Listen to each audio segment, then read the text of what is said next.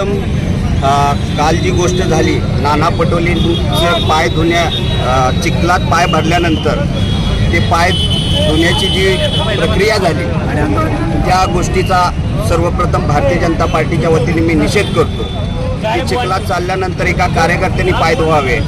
काँग्रेसची खरी मनोवृत्ती या माध्यमातून पुढे आली की कार्यकर्त्यांना कसं वागवलं जातं. या देशाचे पंतप्रधान जे साफसफाई करतात, गोरगरिबांचे पाय धुतात स्वतः पंतप्रधान, आणि काँग्रेसचे प्रदेशाध्यक्ष कार्यकर्त्याला पाय धुवायला लावतात.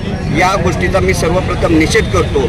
आणि हा विषय एवढ्यापुरताच नाही की हे जे प्रतीक आहे हे गुलामगिरीचं प्रतीक आहे. कार्यकर्त्यांनी आणि जनतेने त्यांचं गुलाम म्हणून राहावं, या वृत्तीला कुठंतरी पाठबळ देणारी ही सगळी कृती होती.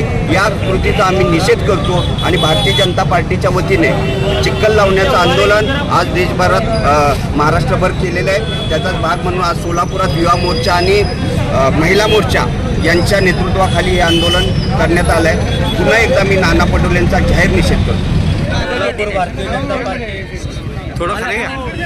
आज सोलापूर भारतीय जनता पार्टी तसंच युवा मोर्चाच्या वतीने तसंच महिला मोर्चाच्या वतीने या ठिकाणी नाना पटोले यांचा निषेधार्थ या चिखल आंदोलन, नाना पटोले यांच्या चेहऱ्याला चिखल लावून आंदोलन करण्यात येत आहे.